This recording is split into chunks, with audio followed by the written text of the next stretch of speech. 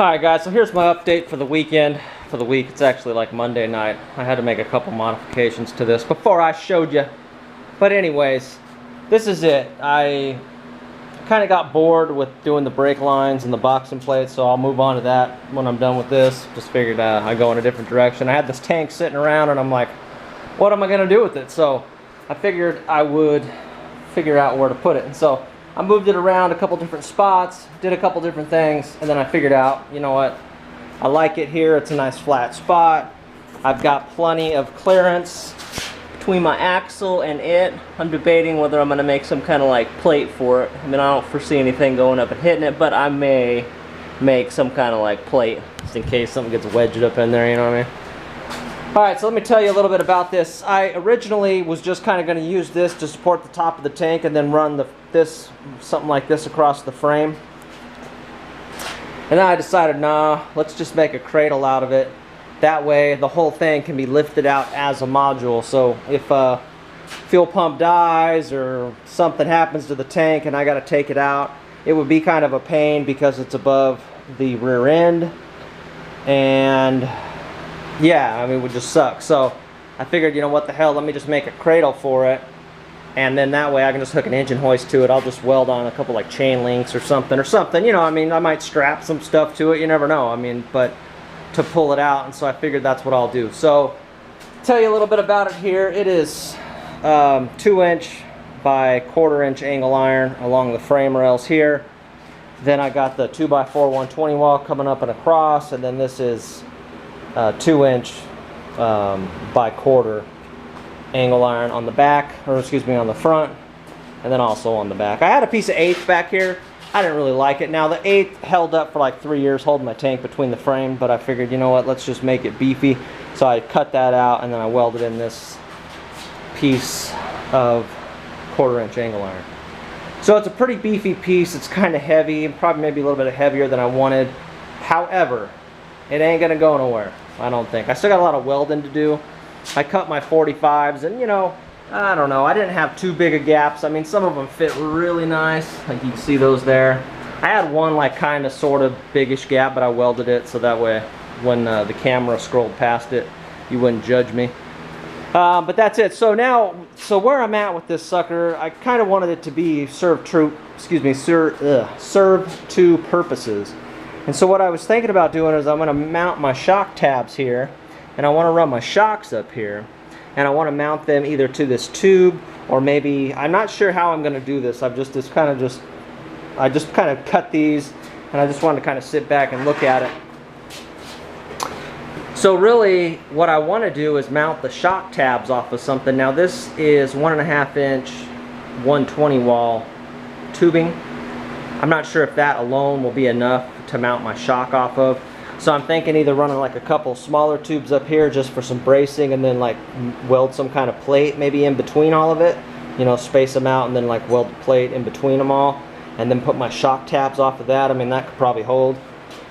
I think that might work pretty good actually. Yeah, so anyways, give me some insight. I mean, if you got any ideas or you got something cool. I mean, you guys are all doing cool stuff like that. So this is just my take on this, and I just figured it's just nice having a cradle. That way, if I got to do some work on the frame or the rear end or anything like that, and I want to get the stuff out of the way, all I got to do is disconnect my fuel lines, hook an engine hoist to it, and just pull the whole thing out. And yeah, I think it'll work good. Now, as far as my fuel lines, there's a couple different things that I might do. They kind of come out this way, and I would go higher with this bar, but my fill on the other tank, it kind of comes out a little lower, so I want to make sure I'm not like impeding it in any way. And then this tube, obviously it's going to move. It's not welded in, it's just sitting there right now. I just want to kind of see what it looked like. Looks kind of good, and it protects the side of the tank from something hitting it.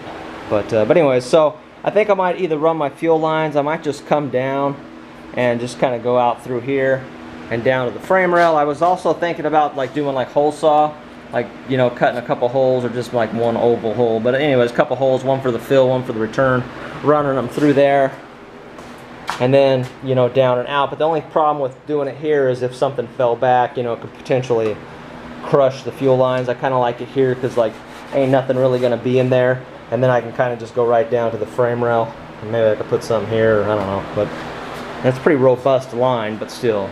Yeah.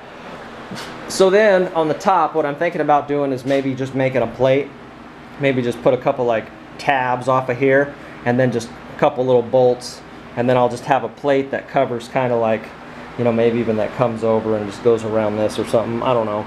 But that ultimately protects this from any kind of damage, and then that way, you know, if something falls on it, or, you know, I gotta put something on, strap something down on top of it, you know what I mean, it'll like be safe and protected. So I don't know, let me know what you think. This is kind of my update. I didn't do a lot of recording while I was doing it because it was basically just, I was kind of like figuring out what I was going to do in my head, and then I just had to, it's basically just cutting a bunch of pieces and putting it together. It's amazing like how much time something like this takes.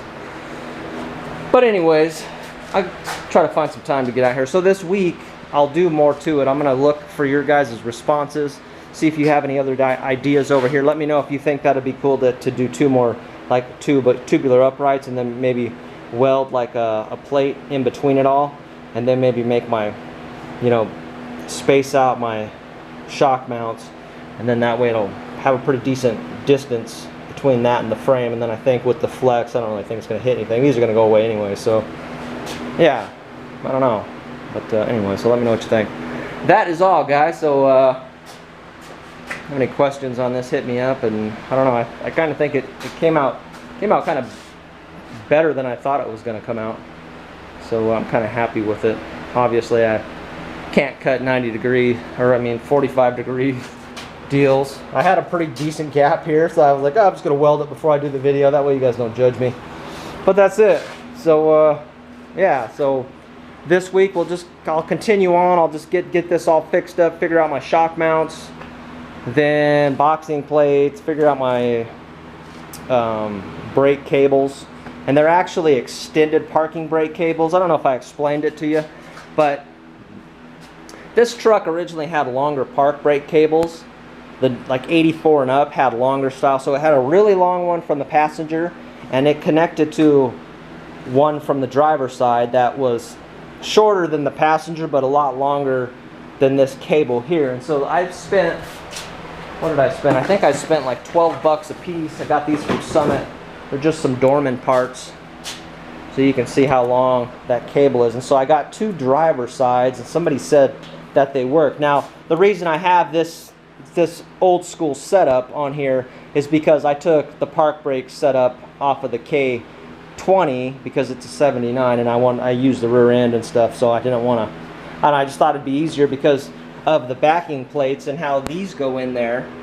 And on the newer backing plates, it actually, like this guy goes in there. So I'm going to have to alter that to get them to fit, but it should be okay. And so then that way, when I have some more flex, I think the thing that's really holding me up, if it did flex a lot, obviously when I take some leaves out of here, it's going to flex more. But that's the thing that's going to ultimately be holding me up. The shocks are pretty good, those F250 shocks. I think they're like all the way compressed, they're like 18, and then all the way out, I think they're, let's see, they're like 31, so pretty decent amount of shock there. That's it. Try not to talk your ear off. I just wanted to show this to you guys and get your thoughts on it. Excuse the messy garage, but yeah. So that is all. You guys take care. Have a good night.